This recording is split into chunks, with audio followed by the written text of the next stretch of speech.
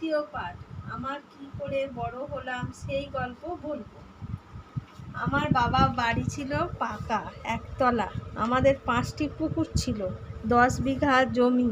তাল গাছ ছিল 80টি, নারকেল গাছ ছিল 50টি, আর পর আম গাছ, তেঁতুল গাছ, বেল গাছ, কদবেল গাছ 2টো ছিল, সবেদা গাছ একটি ছিল, বাঁশবাগান ছিল 2টো, খেজুর গাছ ছিল অনেক, কিন্তু মনে নেই।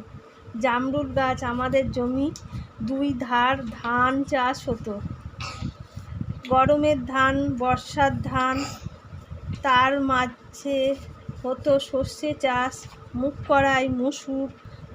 ধানের জমির ধারে মা ফেলে আসতো বিউলির ডাল কড়ায়।